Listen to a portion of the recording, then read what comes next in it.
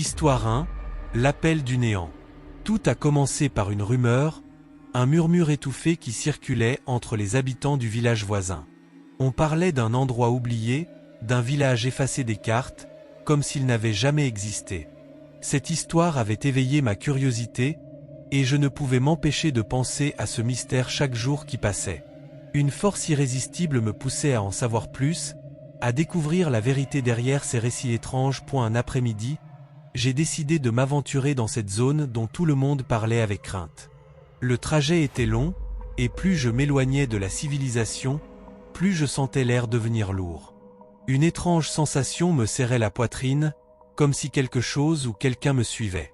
Mais je continuais, poussé par une curiosité morbide. En arrivant près du village, une brume épaisse recouvrait tout, rendant l'atmosphère encore plus oppressante. C'était comme si un voile entre ce monde et un autre se posait sur les ruines. À chaque pas, je sentais le sol sous mes pieds devenir de plus en plus mou, comme s'il aspirait la vie de tous ceux qui osaient s'aventurer ici. Un silence de mort régnait, à peine perturbé par le bruissement du vent dans les arbres dénudés. Le village apparaissait devant moi, ou plutôt ce qu'il en restait. Les maisons étaient effondrées, les murs délabrés semblaient vibrer de murmures inaudibles. J'essayais de me rassurer en me disant que ce n'était que le vent qui soufflait à travers les fissures des pierres. Mais au fond de moi, je savais que quelque chose clochait. J'avais l'impression d'être observé, comme si des yeux invisibles suivaient chacun de mes mouvements. J'ai commencé à explorer les ruines, marchant prudemment parmi les débris. Chaque pas que je faisais résonnait étrangement, comme si le sol répercutait ma présence à travers le village entier. Je m'arrêtai soudainement, frappé par une pensée terrifiante. Et si ce lieu était vivant? Et si le village lui-même me guettait, prêt à me dévorer? Je secouai la tête pour chasser ces pensées irrationnelles, mais l'angoisse ne faisait que grandir. Les murs délabrés semblaient se resserrer autour de moi, comme si les pierres voulaient m'enfermer, m'emprisonner ici pour l'éternité. Je passai devant ce qui devait autrefois être la place principale, mais elle n'était plus qu'un amas de gravats. Au centre, une étrange structure en pierre se dressait, comme un autel oublié par le temps. En m'approchant, je remarquai des symboles gravés dans la pierre, des inscriptions que je ne comprenais pas mais qui dégageaient une aura malveillante. Tout mon instinct me criait de faire demi-tour, de quitter cet endroit maudit, mais mes pieds refusaient de bouger. Une force invisible me poussait à continuer, à m'approcher de l'autel. Je posai la main sur la pierre froide, et aussitôt, un frisson glacé parcourut mon corps. Un hurlement déchirant résonna dans l'air, mais il ne semblait pas venir de l'extérieur. C'était dans ma tête, comme un écho sinistre d'un autre monde. Je reculai précipitamment, cherchant à échapper à cette horreur invisible, mais il était déjà trop tard. Quelque chose s'était éveillé, quelque chose de bien plus ancien et de plus malveillant que tout ce que j'aurais pu imaginer. Et la brume autour de moi sembla s'épaissir, se resserrant comme une étreinte mortelle. Je me sentais oppressé, incapable de respirer. L'air lui-même devenait un poison, s'insinuant dans mes poumons et me brûlant de l'intérieur. Je tombai à genoux, terrifié, réalisant que je n'étais pas le premier à avoir ressenti cette terreur. Les âmes piégées ici avant moi avaient souffert de la même manière, et maintenant, c'était mon tour. Les murs vibrèrent de nouveau, mais cette fois, ce n'étaient pas des murmures. C'étaient des voix, des cris de détresse, de douleur, de folie. Les pierres autour de moi prenaient vie, leurs fissures s'élargissant pour laisser apparaître des formes grotesques, des visages tordus par la souffrance. J'étais entouré de spectres, d'ombres qui se tordaient dans une agonie éternelle, leurs yeux vides fixés sur moi, comme si elles cherchaient à me dévorer. Je tentais de me relever, de fuir cet enfer, mais mes jambes ne répondaient plus. La terreur m'avait paralysé, m'empêchant de bouger. Les ombres se rapprochaient, leur présence me glaçait le sang. Un rire sourd résonna dans l'air, un son inhumain qui me fit comprendre que je n'avais aucune échappatoire. J'avais osé défier l'interdit, et maintenant, je devais en payer le prix. Le dernier souvenir que j'ai, c'est celui de cette brume noire qui s'enroulait autour de moi, m'entraînant dans les profondeurs du néant. Je pouvais sentir mon esprit sombrer, se déchirer sous le poids de la folie qui m'assaillait. Les visages grotesques des pierres devenaient flous, se fondant dans une mer d'obscurité qui m'engloutissait peu à peu. Je me suis réveillé en hurlant, mais les ténèbres ne m'ont jamais vraiment quitté. Ce village, ce lieu maudit, m'avait marqué à jamais. Même si mon corps avait réussi à s'échapper, mon esprit était resté piégé là-bas, condamné à errer parmi les ruines, à écouter les murmures des âmes perdues, à sentir ce regard invisible qui me suivait partout point et chaque nuit. Dans mes cauchemars, je revis cette expérience, je ressens cette brume oppressante, ce sol qui aspire la vie, ces murs qui vibrent de souffrance. Chaque nuit, je retourne dans ce village, et chaque nuit, je m'enfonce un peu plus dans le néant. Je sais que ce n'est qu'une question de temps avant que je ne cède, avant que l'appel du néant ne devienne trop fort pour être ignoré. Alors, je retournerai là-bas, et cette fois, je ne reviendrai pas. Parce que dans ce village oublié, personne ne revient vraiment. On y laisse une partie de soi, une partie que l'on ne retrouve jamais. Histoire 2, la forêt des âmes. Tout a commencé par une nuit sombre, une de ces nuits où l'obscurité semble plus dense, plus lourde. Le village, isolé et oublié du reste du monde, était entouré d'une forêt dense que les anciens appelaient la forêt des âmes. C'était un endroit dont les villageois parlaient à voix basse, comme s'ils craignaient de réveiller quelque chose en prononçant son nom. Les histoires racontaient que ceux qui osaient s'y aventurer disparaissaient, engloutis par les arbres, leurs cris se perdant à jamais dans l'écho de la forêt. Cette nuit-là, j'étais sorti pour une simple promenade, une manière d'échapper à la lourdeur de la journée. Mais l'air était différent, chargé de quelque chose que je ne pouvais pas nommer. Mes pas, d'abord hésitants, m'ont guidé vers les limites du village, là où les arbres s'entremêlaient pour former un mur presque impénétrable. Une brise froide se glissa entre les branches, murmurant à mes oreilles des paroles que je ne comprenais pas sans m'en rendre compte. Mes pieds ont franchi la lisière de la forêt. Les arbres se refermèrent derrière moi, me coupant du monde extérieur. J'étais seul, enveloppé par une obscurité oppressante. Les ombres semblaient se mouvoir autour de moi, dansant au rythme de mes battements de cœur. Chaque craquement de branches, chaque bruissement de feuilles résonnait comme un cri dans le silence glacé. J'avançais prudemment, tentant de me repérer, mais chaque pas semblait m'enfoncer un peu plus dans ce labyrinthe végétal. Les arbres, autrefois simples témoins silencieux, prenaient maintenant des formes sinistres. Leurs troncs torturés se tordaient comme des corps souffrants, et leurs branches, longues et noueuses, ressemblaient à des bras squelettiques tendus pour m'attraper. Puis, le silence. Un silence total, oppressant, comme si la forêt elle-même retenait son souffle. Un frisson glacé parcourut mon échine, et c'est à ce moment-là que je les ai entendus. Des chuchotements, faibles mais insistants, résonnaient entre les arbres.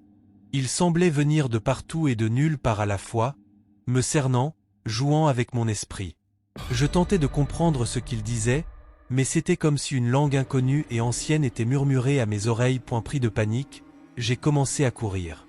Les branches fouettaient mon visage, s'accrochaient à mes vêtements comme pour me ralentir. Mais peu importe à quelle vitesse j'allais, les chuchotements me suivaient, de plus en plus proches. J'avais l'impression que la forêt entière conspirait contre moi, modifiant le chemin, m'égarant toujours plus loin de la sortie. Les arbres se resserraient autour de moi, leur écorce rugueuse me déchirant la peau à chaque contact. Le sol se dérobait sous mes pieds, me forçant à m'agripper au tronc pour ne pas tomber. J'essayais de me repérer, de retrouver un point de référence, mais tout semblait identique, chaque arbre, chaque buisson se fondant dans un décor de cauchemar. C'est alors que je les ai vus. Des formes blafardes, presque translucides, se dessinaient entre les arbres. Des silhouettes humaines, mais déformées, tordues par la douleur et la peur. Leurs visages étaient vides, des masques de désespoir figés pour l'éternité. Leurs yeux, ou plutôt les cavités où leurs yeux auraient dû être, étaient fixés sur moi, comme s'ils attendaient quelque chose. Les murmures s'intensifièrent, devenant presque des cris, me perçant les tympans. Les silhouettes avançaient lentement, se rapprochant à chaque instant, leurs membres étirés semblant flotter au-dessus du sol. Elles ne marchaient pas, elles glissaient, comme entraînées par une force invisible. Je voulais crier, mais aucun son ne sortit de ma bouche. La terreur me paralysait, me clouant sur place. Les esprits, car je ne pouvais les nommer autrement, formaient maintenant un cercle autour de moi. Leurs murmures devenaient des prières macabres, un chant funèbre destiné à me conduire dans leur monde. Je pouvais sentir leur désespoir, leur rage, comme si elles cherchaient à partager avec moi leur souffrance éternelle. Dans un ultime sursaut de volonté, je me jetai en avant, brisant le cercle. Je courus, sans réfléchir, sans direction, seulement guidé par l'instinct de survie. Le paysage défilait autour de moi dans une confusion d'ombre et de lumière, mais je ne m'arrêtais pas. Les chuchotements étaient toujours là, mais plus faibles, comme si les esprits avaient décidé de me laisser partir. Ou peut-être avaient-ils trouvé une autre victime. Finalement, j'émergeai de la forêt, épuisé, le souffle court, les vêtements déchirés et la peau éraflée. Derrière moi, la forêt des âmes était redevenue silencieuse, comme si rien ne s'était passé. Mais je savais que ce n'était pas une illusion, que ce que j'avais vécu était bien réel. Les esprits de la forêt m'avaient épargné, mais à quel prix? Depuis cette nuit, je ne suis plus le même. Je ressens toujours leur présence, comme un poids sur mes épaules. Dans mes rêves, je revois ces silhouettes, ces visages déformés par la douleur, et j'entends encore leurs chuchotements, ces voix d'un autre temps qui me rappellent que la forêt m'attend toujours. Et un jour, je le sais, elle m'appellera de nouveau. Histoire 3, le chant du puits. Le village où j'avais élu domicile depuis quelques mois était marqué par une atmosphère étrange, pesante, comme si un voile invisible alourdissait chaque coin de rue. Mais ce qui attirait le plus mon attention, c'était ce vieux puits au centre du village, abandonné depuis des années. Il était couvert de mousse, ses pierres usées par le temps, et une vieille corde déchiquetée pendait encore, vestige d'un passé oublié. Les villageois évitaient de le regarder, comme si son existence même leur inspirait une terreur sourde. Les anciens murmuraient que ce puits chantait la nuit, une mélodie envoûtante qui attirait quiconque l'entendait vers un sort funeste. Un soir, poussé par une curiosité maladive, je me suis approché du puits. Le village était plongé dans le silence, seulement interrompu par le bruit de mes pas sur les pavés irréguliers. La lune, voilée par des nuages épais, laissait filtrer une lumière blafarde qui n'éclairait que partiellement la scène. L'air était lourd, chargé d'une humidité étouffante, comme si quelque chose de sombre se préparait à surgir des ombres. Lorsque je suis arrivé à proximité du puits, je fus saisi d'une étrange sensation, un mélange de peur et d'excitation. Le vieux puits, immobile et silencieux, semblait me fixer, attendant que je fasse le premier pas. Je m'approchai encore, hésitant. C'est alors que je l'ai entendu. Une mélodie douce, presque imperceptible, s'élevait du puits, comme un chant lointain porté par le vent. Cette musique, bien que subtile, était empreinte d'une tristesse insondable, d'une mélancolie qui me glaça le sang. Je me penchai un peu plus, tentant de voir d'où provenait ce chant mystérieux. À l'intérieur, le puits semblait sans fond, un gouffre noir qui avalait toute lumière. Mes yeux essayaient de percer les ténèbres, mais tout ce que je pouvais distinguer, c'était cette obscurité absolue, infinie. Pourtant, ce chant continuait de m'appeler, m'enveloppant dans une étreinte irrésistible. Je ressentais une force invisible me tirer vers le vide, m'incitant à plonger pour découvrir la source de cette mélodie envoûtante. Mon esprit me hurlait de m'éloigner, de fuir cet endroit maudit, mais mes pieds restaient cloués au sol, comme si des racines invisibles m'empêchaient de partir. La musique s'intensifiait, envahissant mes pensées, me coupant du monde extérieur. Chaque note résonnait dans mon crâne, éveillant en moi des souvenirs lointains, des peurs enfouies.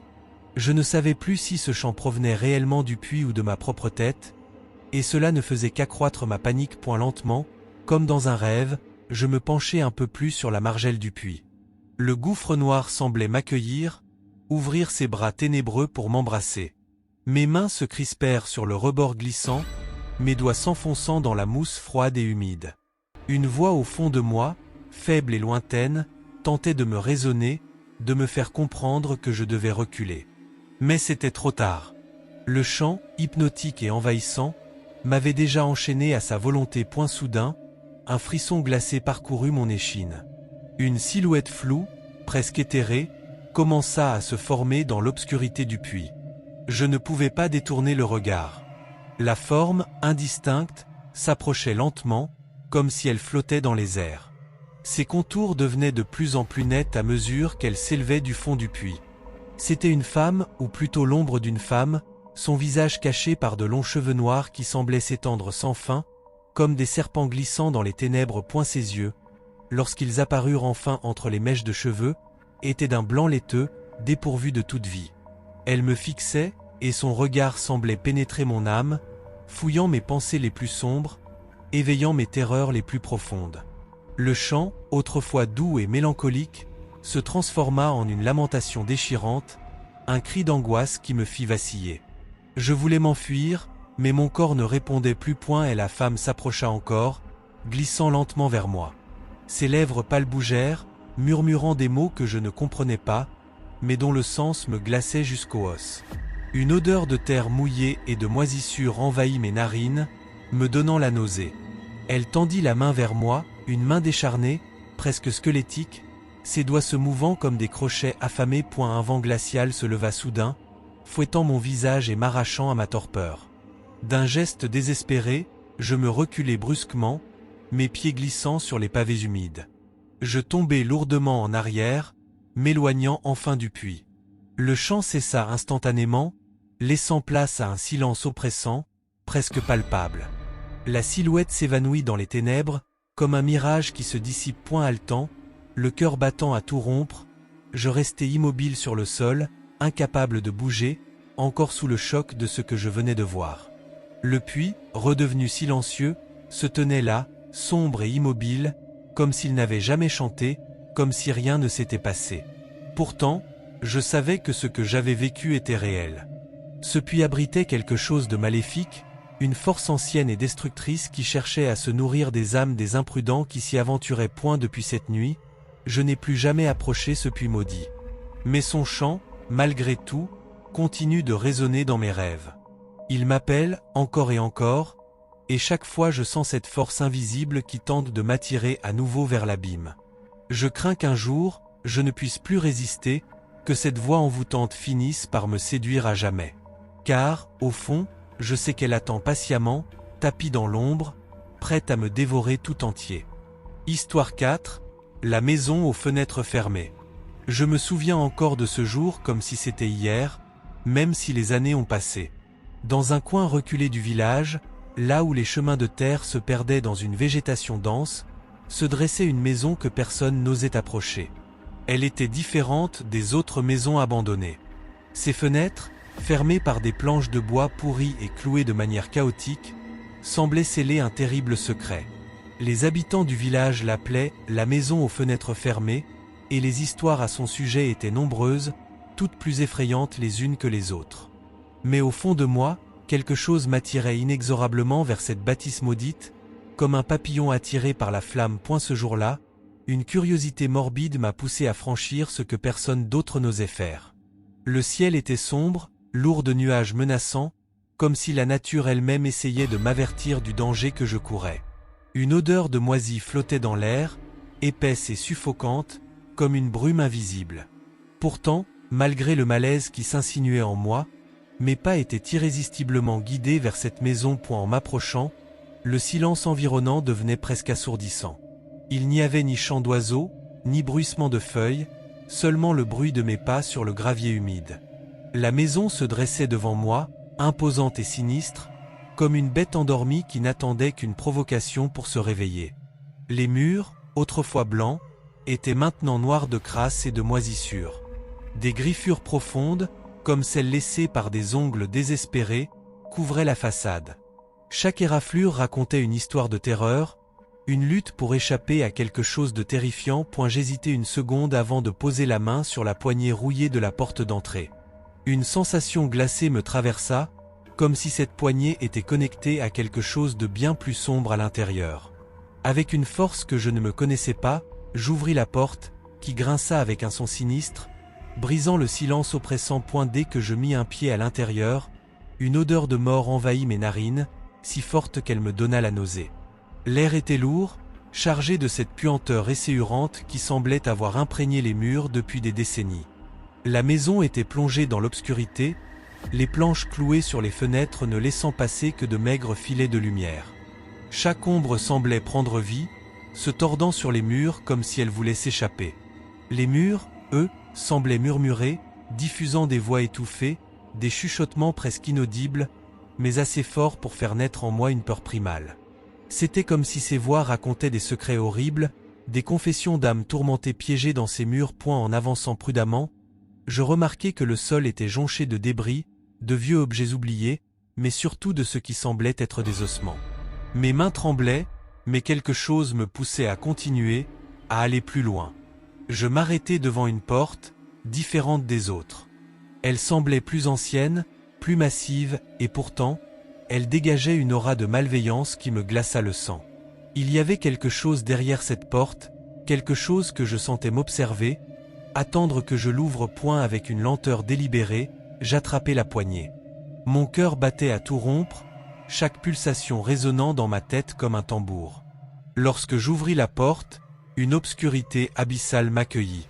C'était un vide infini, un gouffre noir qui semblait aspirer toute lumière, toute vie. J'essayais de discerner quelque chose dans cette obscurité, mais rien, absolument rien ne perçait ce noir absolu. C'était comme regarder dans un puissant fond, mais avec cette terrifiante impression que quelque chose me regardait en retour.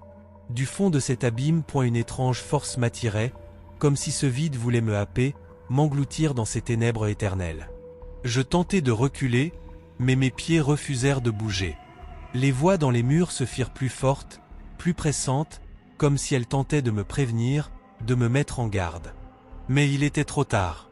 Une main glacée, invisible, s'empara de mon bras, me tirant brusquement vers le vide.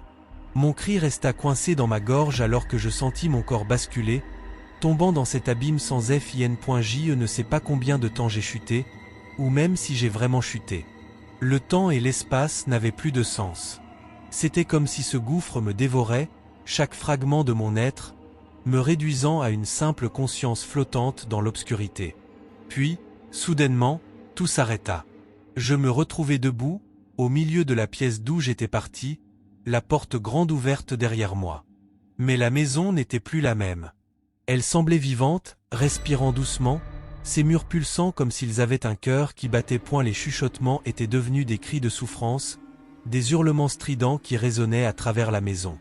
Les griffures sur les murs s'approfondissaient sous mes yeux, comme si des mains invisibles continuaient de griffer, encore et encore, en quête de liberté. Des ombres se formaient, glissant hors des murs, prenant forme autour de moi, m'encerclant lentement. Terrorisé, je fis demi-tour et me précipitai vers la sortie. Mais la maison semblait se refermer sur moi, ses couloirs s'étirant à l'infini, m'empêchant de retrouver l'issue. Les ombres se rapprochaient, leurs formes devenant de plus en plus distinctes, des visages déformés par la douleur, des mains squelettiques tendues vers moi. Chaque pas que je faisais semblait me rapprocher de la fin, de cette fin que je redoutais tant. Puis, dans un ultime élan de désespoir, je m'élançai vers la porte d'entrée, qui semblait si loin, si inatteignable. Les ombres se refermèrent sur moi, leurs griffes s'enfonçant dans ma chair, mais je parvins à franchir la porte. Dès que je sortis, tout s'arrêta. Le silence retomba brutalement, comme si rien ne s'était passé. La maison était redevenue immobile, ses fenêtres toujours fermées. Je me retournai une dernière fois, tremblant de tous mes membres. Mais ce que je vis me glaça le sang. À travers une petite fissure dans une des planches clouées, un œil, rouge et brillant, m'observait, scintillant dans l'obscurité. Il me fixait avec une haine froide, une promesse de vengeance. Depuis ce jour, je n'ai plus jamais approché cette maison. Mais dans mes cauchemars, elle revient, encore et encore, m'appelant à revenir, à franchir une nouvelle fois ses portes pour ne jamais en ressortir. Histoire 5, le fantôme de la chapelle. Le village, jadis vibrant de vie, n'était plus qu'une ombre de ce qu'il avait été. La seule construction encore debout était une vieille chapelle en ruine, sur laquelle s'accrochait un voile de mystère et de terreur. Les villageois l'évitaient, murmurant des histoires d'horreur indicibles qui se tramaient derrière ces murs décrépits. Une légende persistait, une présence maléfique hantait les lieux, dissuadant quiconque de s'y aventurer. Mais ma curiosité, cette bête insatiable, me poussait inexorablement vers cet endroit maudit. Une nuit brumeuse, alors que la lune était cachée derrière un épais manteau de nuages, je décidai d'affronter mes peurs. Le vent hurlait comme un loup famélique, et les arbres nus se tordaient dans une danse macabre. La chapelle se dressait devant moi, imposante et sinistre, ses murs décolorés par le temps et la négligence. Les portes, grandes ouvertes, semblaient m'inviter à découvrir ce qui se cachait à l'intérieur. En entrant, l'air était immédiatement plus froid, presque glacial. Les bancs en bois étaient renversés, éparpillés comme des jouets abandonnés, et le sol était couvert de débris et de poussière. Le silence était lourd, presque palpable, comme une couverture de plomb qui étouffait tous les sons. Mon cœur battait fort dans ma poitrine, chaque pulsation résonnant dans ce vide oppressant point alors que j'avançais prudemment, une sensation d'être observé s'intensifia. Je n'étais pas seul. Une présence, presque imperceptible, semblait se mouvoir dans l'obscurité, une ombre parmi les ombres. Puis, au fond de la chapelle, là où la lumière de ma lanterne peinait à atteindre, une silhouette se matérialisa. C'était une femme, flottant au-dessus du sol, ses pieds à peine touchant le sol poussiéreux. Ses vêtements étaient déchirés, flottant autour d'elle comme des voiles funèbres. Ses yeux, d'un blanc terne, étaient vides, perdus dans un regard distant et inexpressif. M'immobilisé, paralysé par la peur. Elle ne bougeait pas, ne faisait aucun bruit, sauf celui de sa respiration saccadée, qui résonnait dans l'espace comme un écho lointain. Ses mains, transparentes et presque éthérées, étaient tendues devant elle, comme si elle cherchait quelque chose qu'elle ne pouvait atteindre. Le silence autour d'elle était profond, interrompu seulement par le murmure lointain de sa voix. Le chant qui s'élevait de ses lèvres était à la fois beau et terrifiant, comme un hymne ancien et oublié, ou un chœur de supplication désespérée. Chaque note était glaciale, une plainte dans la nuit qui transperçait la noirceur. Les mots étaient incompréhensibles, noyés dans une langue ancienne que je ne pouvais saisir, mais le ton était clair. Une invocation, une prière, ou peut-être une malédiction à ceux qui osaient profaner ce lieu sacré. Et la femme se tourna lentement vers moi, ses yeux vides fixant l'invisible, me traversant comme si je n'étais qu'une ombre parmi d'autres. Un frisson me parcourut, mes membres devenant lourds et engourdis. La température semblait chuter brusquement, comme si un vent glacial soufflait à travers la chapelle, malgré les murs dénudés. Mon souffle formait des nuages de vapeur dans l'air froid, et chaque mouvement devenait de plus en plus difficile, comme si une force invisible tentait de me clouer sur place. Son chant devint de plus en plus fort, plus intense, enveloppant la chapelle d'une aura d'angoisse palpable. La lumière de ma lanterne vacillait, comme si elle était poussée par une brise invisible. La chapelle semblait se contracter autour de moi, les murs se rapprochant, les ombres se tendant. Je pouvais sentir une présence de plus en plus oppressante, comme si la chapelle elle-même devenait un piège destiné à me garder. J'y voulu reculer, mais mes jambes étaient comme paralysées, enfoncées dans le sol, chaque mouvement était une épreuve. La voix de la femme se transformait en une série de cris déchirants, un appel désespéré qui semblait implorer quelque chose ou quelqu'un. Son regard, malgré son absence de vie, me transperçait, et je pouvais sentir un poids sur mes épaules, une pression qui semblait vouloir m'entraîner avec elle dans le néant. Enfin, rassemblant toutes mes forces, je parvins à faire un pas en arrière. La chapelle se déforma, les murs ondulants comme des vagues. La femme fit un geste, ses bras tendus vers moi dans une supplication silencieuse. Je me retournai et courus vers la sortie, les cris de la femme résonnant encore dans mes oreilles. La chapelle semblait se refermer derrière moi, comme une bête affamée tentant de me retenir. J'y sortis enfin, haletant et tremblant, laissant la chapelle derrière moi, son ombre encore accrochée à mon esprit. Le vent m'accueillit à l'extérieur, me rappelant que j'étais de retour dans le monde réel. Mais quelque chose en moi avait changé. Les murmures de la chapelle, les cris de la femme, ne cessent de résonner dans mon esprit, un écho constant des ténèbres que j'avais osé pénétrer. Et maintenant, chaque nuit, je redoute le silence, craignant que cette voix glaciale ne revienne me hanter, m'appelant à revenir là où je ne devrais jamais retourner. Histoire 6, le cimetière oublié. Derrière le village, caché par une végétation dense et envahissante, se trouvait un lieu que les habitants préféraient oublier, un cimetière oublié. Pour y parvenir, il fallait emprunter un sentier étroit, presque invisible sous les ronces et les broussailles. Les histoires et les légendes locales évoquaient cet endroit comme un lieu maudit, un endroit où les âmes trouvaient leur repos, mais où personne n'osait s'aventurer. Ce soir-là, poussé par une curiosité morbide, je décidai d'affronter mes peurs et d'explorer ce cimetière oublié. La nuit était tombée rapidement, plongeant le monde dans une obscurité presque palpable.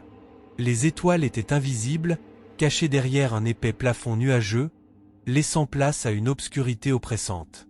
Je m'enfonçai dans le sentier, les ronces et les branches m'égratignant le visage et les bras. Chaque pas semblait résonner dans le silence lourd, un silence tellement profond que même les oiseaux semblaient l'éviter. En arrivant au cimetière, la vue qui s'offrit à moi était à la fois fascinante et terrifiante.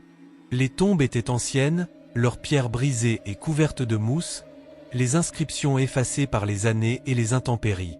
Les noms, autrefois gravés avec soin, avaient disparu sous l'usure du temps, laissant les pierres tombales presque vierges. La lune, pourtant absente, semblait laisser l'endroit dans une obscurité encore plus dense, comme si elle refusait de jeter sa lumière sur cet endroit maudit. Le silence était oppressant, et chaque craquement sous mes pieds semblait résonner plus fort que d'habitude. J'avançais prudemment entre les tombes, mes pas étouffés par la mousse épaisse qui recouvrait le sol. C'est alors que je ressentis un souffle glacial sur ma nuque, un vent si froid qu'il me fit frissonner. Ce souffle semblait se glisser sous ma peau, gelant mon sang. Mon cœur battait à tout rompre, chaque pulsation résonnant comme un tambour dans la nuit silencieuse. J'y tentais de rationaliser ce que je venais de ressentir, en me disant que c'était simplement le vent. Mais alors que je continuais à avancer, des formes indistinctes commencèrent à se matérialiser devant moi. Elles étaient floues, presque transparentes, mais leur présence était indéniable. Des ombres se mouvaient entre les tombes, comme des spectres égarés cherchant à retrouver leur chemin. Parfois, ces formes semblaient se rapprocher de moi, leurs contours devenant plus nets, plus définis. Les ombres dansaient autour de moi, leurs mouvements désordonnés et erratiques créant des figures inquiétantes dans l'obscurité. Mon esprit, déjà tourmenté par la peur, commença à se jouer de moi. Je me demandais si ces formes étaient réelles ou si mon imagination me jouait des tours dans ce lieu maudit. Les ombres se rapprochaient de plus en plus, et le souffle glacial continuait à caresser ma nuque, me rappelant que je n'étais pas seul. Je me retournai brusquement, espérant retrouver un semblant de sécurité, mais les ombres semblaient se multiplier, se tordre et se déformer, se déplaçant comme des créatures vivantes. Les formes indistinctes semblaient se rapprocher, comme si elles voulaient me saisir, me traîner dans les profondeurs de ce lieu oublié. Le vent se transforma en un tourbillon glacial, emportant avec lui des feuilles mortes et des débris, et le sol semblait trembler sous mes pieds. Des murmures indistincts commencèrent à se faire entendre, comme des voix chuchotant dans une langue ancienne, une langue que je ne pouvais pas comprendre mais qui portait une mélancolie désespérée. Ces voix semblaient s'élever du sol, comme si les âmes des défunts cherchaient à communiquer avec moi. L'atmosphère était saturée d'une tristesse palpable, une tristesse qui semblait s'accrocher à chaque pierre, à chaque tombe. J'y tentais de faire demi-tour, mais mes jambes étaient comme engourdies, chaque mouvement devenant de plus en plus difficile. Les ombres semblaient m'encercler, se rapprochant de moi avec une lenteur inquiétante. Les murmures se transformèrent en cris déchirants, des appels désespérés qui résonnaient dans la nuit comme un chœur de souffrance ancienne. Mon cœur battait à tout rompre, et je sentais une pression sur ma poitrine, comme si les voix cherchaient à me capturer, à me tirer dans le monde des morts. Finalement, je réussis à me libérer de cet étau oppressant, courant à travers le cimetière avec une rapidité que je ne me connaissais pas. Les ombres semblaient me suivre, leurs cris et murmures se mélangeant dans un tourbillon de terreur. Je parvins à retrouver le sentier, fuyant le cimetière avec une hâte frénétique. La végétation épaisse semblait se refermer sur moi, mais je continuais à courir, mes pieds se heurtant aux ronces, mes bras écorchés par les branches. Lorsque je sortis enfin du cimetière, la nuit était toujours aussi noire, mais le silence avait repris ses droits. Les formes indistinctes et les murmures s'étaient évaporés, laissant place à un calme troublant. Je ne me retournai pas, craignant ce que je pourrais encore voir. Le cimetière oublié restait derrière moi, une énigme et une terreur qui continueront à hanter mes rêves, un lieu où les ombres et les murmures persistants rappellent que certains secrets doivent rester enfouis. Histoire 7, la nuit des ombres. Il était une nuit particulièrement sombre, la lune cachée derrière un voile de nuages noirs, et je m'étais endormi dans un sommeil troublé. Tout semblait normal jusqu'à ce que je me réveille en sursaut, pris d'une peur inexplicable. Les ténèbres dans ma chambre étaient plus épaisses que jamais, comme une matière visqueuse engluant chaque recoin. Le silence était oppressant, presque palpable, comme une pression invisible qui m'enserrait. À peine éveillé, je sentis une présence étrange, une sensation de malaise qui se déplaçait autour de moi. Mes yeux, encore endormis, J'apercevais des formes indistinctes se mouvoir dans l'obscurité. Ces ombres étaient silencieuses, mais leur présence était écrasante, pesante, comme si elles étaient chargées d'une hostilité latente. Chaque mouvement dans la chambre semblait être enveloppé dans un voile d'angoisse, amplifiant le sentiment d'une menace invisible. Je voulais crier, appeler à l'aide, mais ma voix était figée dans ma gorge, incapable de sortir. J'étais paralysé, un spectateur impuissant de cette scène terrifiante. Les ombres se rapprochaient lentement, se mouvant comme des créatures vivantes, sinueuses et déformées, leurs contours se modifiant constamment, se tordant comme des serpents malveillants. Elles semblaient s'étirer et se fondre dans les coins de la pièce, leurs formes changeantes créant un ballet grotesque de terreur. Je tentais de bouger, d'échapper à cette étreinte glaciale, mais chaque tentative se soldait par un échec. Mon corps était cloué au lit, comme si des chaînes invisibles me retenaient prisonnier. Le silence dans la chambre était devenu assourdissant, interrompu uniquement par le bruit de ma respiration précipitée et le battement irrégulier de mon cœur, qui résonnait comme un tambour dans ma poitrine. Les ombres s'entouraient autour de mon lit, leurs formes se rapprochant de plus en plus, se faufilant sous les draps, envahissant chaque espace disponible. J'avais l'impression qu'elles cherchaient à m'engloutir, à m'étouffer dans un cocon de terreur. Leur approche était si lente, si délibérée, qu'elle intensifiait encore davantage ma peur. Chaque mouvement semblait être une étreinte froide, une étreinte qui aspirait la chaleur de mon corps, me laissant engourdi et tremblant. Leur forme continuait de changer, alternant entre des silhouettes humaines déformées et des formes plus étranges, quasi monstrueuses. Parfois, elles semblaient se mouvoir comme des brumes épaisses, comme des vagues noires qui engloutissaient tout sur leur passage. C'était comme un cauchemar sans fin, un dédale d'images horrifiques où les ombres semblaient vouloir se jouer de moi, me soumettre à leur volonté maléfique. Puis, soudainement, comme un coup de vent inattendu, tout se dissipa. Les ombres disparurent aussi rapidement qu'elles étaient apparues, laissant place à un silence presque trop parfait. Je me retrouvais seul dans ma chambre, le cœur battant à tout rompre, le souffle court. Il était difficile de croire que ce que je venais de vivre n'était pas un rêve, mais quelque chose en moi savait que la réalité était plus troublante. Je me redressai lentement, luttant contre la sensation d'oppression qui persistait. La lumière de la lampe de chevet éclaira mon corps, révélant des marques rouges sur mes bras, des griffures que je ne pouvais pas expliquer. Elles étaient profondes, et leur présence était une preuve tangible de l'horreur que je venais de subir. Chaque cicatrice semblait raconter une histoire, un souvenir d'une terreur corporelle que les ombres avaient laissée derrière elles. Je restais éveillé jusqu'à l'aube, les yeux fixés sur les murs, craignant que les ombres ne reviennent. Les griffures sur mes bras étaient un rappel cruel de cette nuit, une marque indélébile de la peur que je ne pourrais jamais oublier.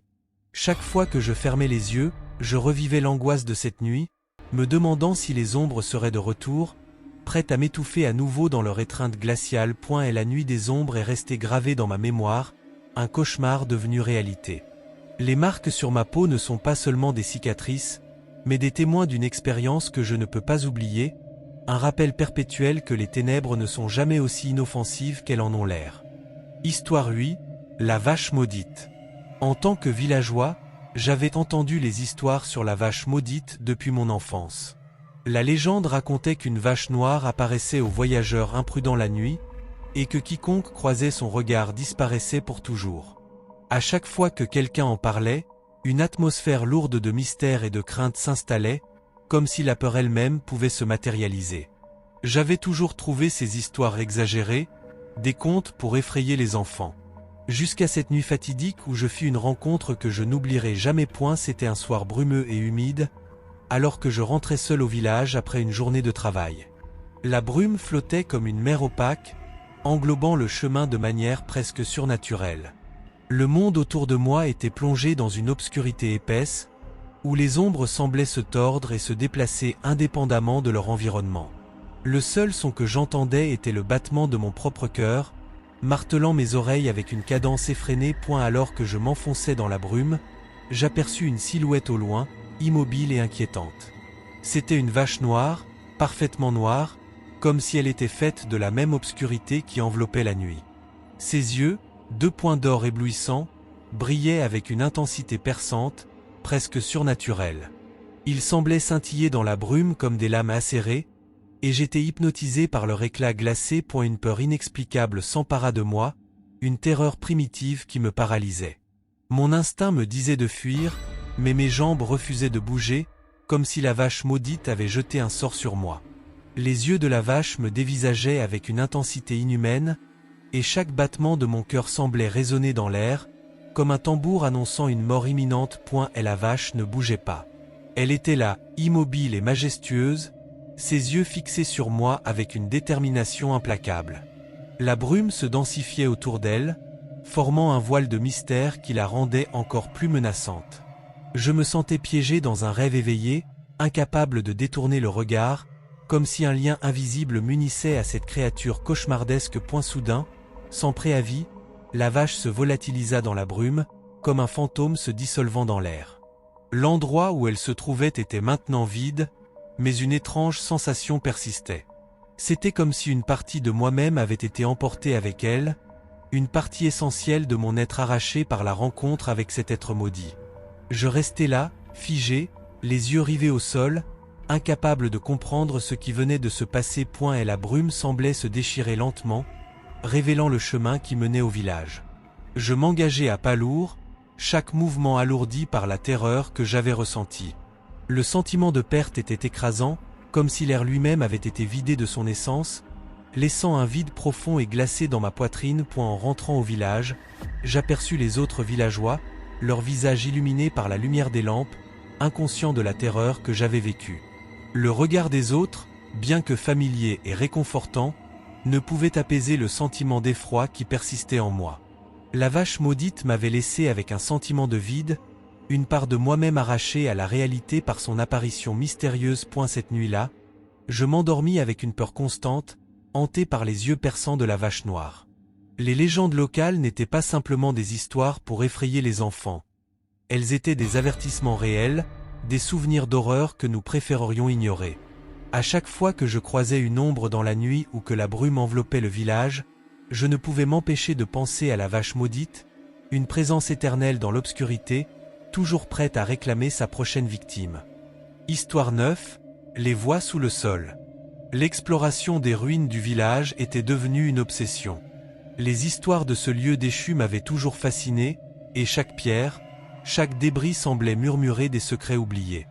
Un jour, en fouillant parmi les décombres, mon regard se posa sur une trappe cachée sous des débris de briques et de bois pourris. Une impulsion irrésistible me poussa à la déterrer, malgré la peur qui me serrait le cœur. Lorsque je réussis enfin à ouvrir la trappe, une odeur puissante de terre humide et de décomposition s'échappa, comme un vent d'outre-tombe. Cette odeur, âcre et nauséabonde, me fit reculer un instant, mais la curiosité me poussa à descendre les échelons branlants menant aux profondeurs obscures. En bas, je découvris un réseau de tunnels serpentant sous le village, un labyrinthe de ténèbres oppressantes. Les murs des tunnels étaient recouverts de moisissures, et le sol était glissant, comme si la terre elle-même cherchait à me retenir. Chaque pas que je faisais résonnait dans le silence, un écho inquiétant dans ce dédale souterrain. C'était comme marcher dans le ventre d'une bête endormie, chaque vibration faisant naître des frissons glaciaux le long de ma colonne vertébrale. À mesure que je progressais, j'entendis des chuchotements, d'abord à peine perceptibles, comme des murmures lointains portés par le vent. Mais ces murmures se firent progressivement plus clairs, et je réalisai qu'ils semblaient venir des murs eux-mêmes. Mon nom était prononcé, répété dans des voix indistinctes et désespérées. Ces voix semblaient appeler à l'aide, suppliant d'être libérés de leur prison souterraine. Mon cœur battait la chamade, et je me sentais de plus en plus accablé par la terreur. Les voix devenaient de plus en plus intenses, un cœur désespéré qui montait en crescendo, comme si chaque mot prononcé était une supplication pour que je vienne les sauver. Je me retournais fréquemment, pensant voir des ombres mouvantes, mais il n'y avait que l'obscurité qui me répondait. Les voix, d'abord désespérées, se firent de plus en plus angoissées et incohérentes. Elles parlaient de douleurs anciennes, de péchés inavoués, et de promesses non tenues. L'air devenait plus lourd, comme une pression invisible qui cherchait à m'écraser. Je continuais d'avancer, m'enfonçant toujours plus loin dans ce labyrinthe de terreur, guidé uniquement par la promesse de découvrir ce qui se cachait au bout de ce tunnel. Enfin, je découvris une petite pièce, presque entièrement enfouie sous les décombres. La lumière de ma lampe torche éclaira faiblement les murs, révélant des inscriptions anciennes, des symboles gravés dans la pierre, comme des incantations oubliées. Au centre, un autel recouvert de poussière et de toiles d'araignée semblait être le lieu d'un rituel ancien. Les voix étaient maintenant un cri collectif, une déchirure dans le silence que je ne pouvais ignorer point. C'est alors que je réalisai que les voix ne parlaient pas seulement à moi, mais à travers moi. Elles étaient des échos des âmes perdues, condamnées à errer dans ces tunnels, piégées dans un purgatoire souterrain. Je ressentis une connexion avec ces âmes, une compréhension glaçante que je ne pouvais expliquer. Pourquoi moi? Pourquoi m'avaient-elles choisi pour leur confession désespérée? Je pris peur, réalisant que ce lieu, ce labyrinthe de tunnels, était une prison pour ceux qui avaient cherché à échapper à quelque chose de terrible, peut-être même une entité maléfique qui se nourrissait de leur désespoir. Les voix devenaient de plus en plus insupportables, leurs cris remplissant l'espace, comme si elles voulaient m'entraîner avec elles dans leur enfer personnel. En montant les échelons pour quitter cet endroit maudit, je ne pouvais pas m'empêcher de me sentir changé. Les voix continuaient de me hanter, leurs plaintes résonnant dans ma tête. Histoire 10, les enfants oubliés. Lorsque j'ai décidé d'explorer les ruines du vieux village, j'étais loin de me douter de ce que j'allais découvrir. On disait que ce village avait abrité un orphelinat autrefois, mais ce sujet semblait être un tabou. Les habitants du village évitaient d'en parler, comme si le simple fait d'évoquer cet endroit pouvait attirer une malédiction. Intrigué par les mystères qui entouraient ce lieu, je me suis aventuré dans les décombres avec une curiosité insatiable. Et la première chose que je trouvai furent des jouets cassés, éparpillés parmi les débris. Des poupées aux yeux égarés, des trains en bois brisé, tout cela semblait appartenir à un passé oublié. Les jouets étaient recouverts de poussière, témoins d'un temps révolu où les rires d'enfants emplissaient l'air. En regardant les murs, je vis des dessins d'enfants gravés avec soin. Des images naïves de maisons, de familles et de soleils souriants, contrastant violemment avec le désastre et la décomposition autour de moi. Chaque dessin semblait murmurer une histoire tragique, comme si ces enfants cherchaient à laisser une trace avant d'être oubliés. Une nuit, alors que la lune était haute et la brume épaisse, un phénomène étrange se produisit. Des rires d'enfants, faibles mais distincts, commencèrent à résonner dans le village désert. Au début, je pensais que mon esprit me jouait des tours, mais les rires se firent plus clairs, comme des échos d'une époque révolue. Mon cœur battait à tout rompre, tiraillé entre la peur et une curiosité dévorante. J'y suivis les sons, me guidant à travers les ruines sombres et dévastées. Les rires semblaient provenir d'un lieu précis, comme s'ils voulaient me mener quelque part. Mes pas résonnaient sur le pavé craquelé, un bruit sourd qui contrastait avec les éclats de rire légers et insouciants. L'atmosphère était lourde, une tension palpable dans l'air, comme si les murs eux-mêmes retenaient leur souffle. Finalement, je me retrouvai dans une cour déserte, entourée de bâtiments en ruine. Les rires cessèrent brusquement, et un silence glacial s'installa. C'est alors que je vis un groupe d'enfants devant moi. Ils étaient pâles, presque translucides, et leurs yeux vides semblaient me transpercer. Ils étaient là, immobiles, leurs visages dépourvus de couleurs, comme des spectres d'un passé lointain. Les enfants commencèrent à chanter, leurs voix claires et mélodieuses résonnant dans l'air froid. La comptine était ancienne, lugubre, et chaque mot semblait porter une tristesse infinie. La chanson était un enchevêtrement de mots mélancoliques, évoquant des thèmes de perte et d'abandon. Leur voix était d'une douceur troublante, comme une berceuse d'un autre monde. J'y restais là, pétrifié, les yeux rivés sur ces créatures éthérées. Leur chant s'élevait, remplissant l'espace d'une mélancolie palpable. Leur visage était inexpressif, comme si la chanson était un rituel qu'ils répétaient sans fin, une dernière trace de leur existence oubliée. L'air autour de moi se refroidissait, une brume glaciale se formant à chaque note, comme si la température elle-même était influencée par la tristesse des enfants. Puis, sans avertir, les enfants se dissipèrent dans l'obscurité. Leur apparition aussi soudaine que leur disparition me laissa seul dans la cour froide. La nuit semblait maintenant encore plus sombre, l'atmosphère chargée d'un malaise palpable. Le silence revint, mais il était bien différent de celui que j'avais connu auparavant. Il était dense, comme une couverture de désespoir. J'y quittais les ruines avec un sentiment de profonde tristesse et d'angoisse. Les rires des enfants, leurs chansons funèbres, résonnaient encore dans ma tête. Ils étaient les échos d'un passé oublié, Des âmes perdues qui cherchaient à rappeler leur existence dans un monde qui les avait abandonnés. Et alors que je m'éloignais, je me demandais si ces enfants avaient trouvé la paix ou s'ils continuaient à errer, chantant leurs comptines lugubres dans la nuit éternelle, attendant que quelqu'un se souvienne d'eux. Histoire 11, le vent hurlant. Chaque visite dans ce village dévasté était un défi contre la peur et l'inconnu, mais cette nuit-là, quelque chose d'encore plus sinistre se profilait. Le vent soufflait toujours, un hurlement constant qui semblait percer l'âme et ébranler les esprits. Les murs effondrés et les arbres tordus paraissaient les témoins silencieux d'un mal profond, et le souffle du vent portait avec lui une promesse de terreur. Cette nuit-là, le vent se transforma en une mélodie étrange et inhumaine. Ce n'était pas simplement un murmure ou un sifflement, mais un chant sinistre qui résonnait comme une lamentation éternelle. Les notes étaient discordantes, comme si le vent lui-même avait été une entité tourmentée cherchant à exprimer sa douleur. Les maisons tremblaient sous la force du vent, leurs poutres craquant et leurs fenêtres tremblant comme des yeux effrayés. Je tentais de fuir, mais pas rapide et désordonné sur les pavés disjoints. Mais le vent ne m'abandonnait pas. Il me poursuivait, comme une entité vivante, remplie de colère et de désespoir. Chaque souffle semblait être une main invisible essayant de m'attraper, me tiraillant, me poussant vers l'obscurité. Les arbres, déformés par le vent, se pliaient et se tordaient, leurs branches se tendant comme des doigts accusateurs vers le ciel nocturne. Et la force du vent était telle qu'elle me donna l'impression que je courais dans un tunnel de cris déchirants. Il semblait me murmurer des mots que je ne pouvais pas comprendre, une langue ancienne et maudite que seule la folie pouvait traduire. Le vent avait pris une forme presque tangible, une entité de rage et de désespoir, s'insinuant dans chaque recoin du village et rendant chaque fuite vaine. Je cherchais refuge dans une vieille maison, mais à peine y étais-je entré que les portes claquèrent derrière moi, emprisonnant le son du vent comme une prison. Les murs étaient fissurés, et chaque écho des hurlements semblait venir de l'intérieur même de la maison. Le vent hurlait à travers les fissures, une symphonie de terreur qui remplissait la pièce d'une sensation de suffocation. Les murs, déformés par le vent, semblaient se rapprocher lentement, comme si la maison elle-même était un piège, conçu pour m'écraser sous la pression.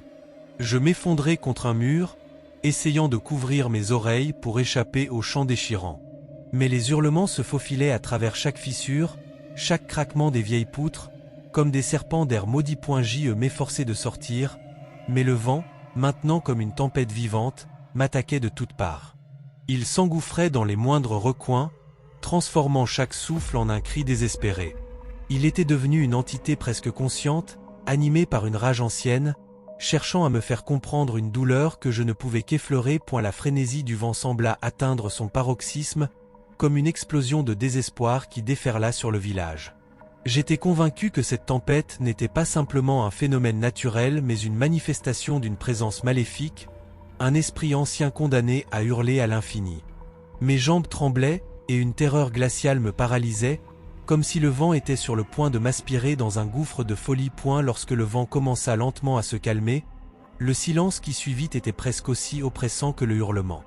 Les décombres et les arbres se redressèrent, mais l'air était encore chargé d'une menace latente. Chaque respiration était une lutte pour se débarrasser du froid mordant qui semblait s'être incrusté dans ma peau. J'ai quitté le village avec une compréhension nouvelle et terrifiante. Le vent était plus qu'une simple brise ou une tempête. C'était un cri d'une autre époque, une malédiction vivante qui cherchait à communiquer une douleur infinie. Chaque rafale était un rappel que le village cachait des secrets que personne ne devrait jamais découvrir. En partant, je savais que le vent continuerait de hurler, gardien éternel d'une terre maudite, et que son chant résonnerait toujours dans les profondeurs de mon esprit, comme une promesse de terreur jamais éteinte. Histoire 12, la fin du chemin. Finalement, je suis arrivé au bout du chemin, ce que certains appelaient la fin du monde.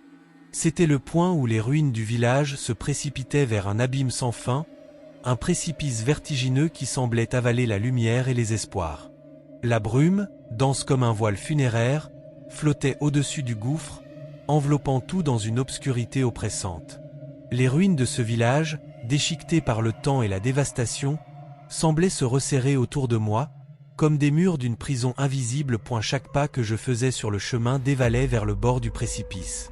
Les murs du village, déformés et tordus, semblaient se pencher vers moi, une étreinte sinistre qui voulait m'emprisonner. La sensation d'être entouré par ces murs inanimés, ces débris du passé, était paralysante. Ils formaient un piège invisible, serrant de plus en plus, me poussant irrésistiblement vers le bord. Une force invisible, une présence presque palpable, me poussait doucement mais fermement vers le vide. C'était comme si le précipice lui-même était une entité vivante, une bouche béante prête à engloutir tout ce qui s'en approchait. Mon cœur battait la chamade, chaque pulsation résonnant comme un tambour de guerre dans le silence oppressant. Je pouvais sentir l'appel du gouffre, une attraction irrésistible qui semblait appeler mon âme vers une destinée inconnue. Mes jambes tremblaient alors que je m'approchais du bord, la peur et l'angoisse se mêlant à une curiosité morbide. Que se passera-t-il si je saute ? La question tourbillonnait dans mon esprit comme un tourbillon de confusion et de terreur. Était-ce la libération que je cherchais, ou simplement la condamnation éternelle, un plongeon dans l'obscurité sans fin où les âmes perdues gémissent pour toujours? La brume en dessous du précipice semblait onduler comme un océan d'encre noire, se mouvant avec une lenteur sinistre. Chaque souffle que je prenais était chargé de l'odeur de la terre humide et de la décomposition, une fragrance qui rappelait la mort elle-même. Mes pensées s'égaraient, glissant entre la folie et la lucidité. Le précipice était bien plus qu'un simple gouffre. C'était un puits de désespoir, un abîme sans fond qui semblait dévorer les espoirs et les rêves. Je m'agenouillais au bord, les mains tremblantes agrippant le sol rugueux. Le vide devant moi était si profond que je ne pouvais pas distinguer le fond. La brume flottante formait des motifs sinueux, presque comme des visages déformés par la douleur et la terreur. Les voix, celles des âmes perdues que le village semblait conserver, murmuraient à mes oreilles, leurs lamentations se mêlant aux hurlements du vent. Je sentais une pression croissante, une force invisible qui me poussait inexorablement vers le bord. Mon corps, pris dans un état de paralysie, se dérobait à ma volonté. Il y avait quelque chose de presque sacré dans ce précipice, une présence ancienne qui semblait se nourrir de ma peur et de mon désespoir. Les murs du village continuaient de se resserrer autour de moi, comme une étreinte désespérée de la terre elle-même. La frontière entre la réalité et l'illusion devenait floue. Les sons et les visages dans la brume semblaient se fondre dans un tableau cauchemardesque. Chaque murmure des voix était une étreinte glaciale, une tentative de me tirer dans l'obscurité avec elle. Les murs du village, maintenant à peine visibles à travers la brume épaisse, semblaient hurler de désespoir, leur appel désespéré fusionnant avec les hurlements du précipice. Finalement, en regardant l'abîme, j'ai compris une vérité effrayante. Le village ne me laisserait jamais partir. Le précipice était à la fois une fin et un piège, une promesse de condamnation éternelle pour quiconque s'aventurait jusqu'à son bord. Les murs qui semblaient se resserrer n'étaient que le reflet de la prison mentale que ce lieu avait construite autour de moi. Avec une dernière poussée de courage, je me reculai lentement du bord, le cœur lourd de la compréhension que ce village était une prison éternelle, un piège qui ne lâcherait jamais ses captifs. Les murmures et les hurlements s'estompèrent peu à peu, mais la sensation d'être étreint par la terreur persistait. Je savais que, bien que je puisse quitter le village, une part de moi resterait à jamais emprisonnée au bord de ce précipice, perdue dans les ténèbres infinies du néant.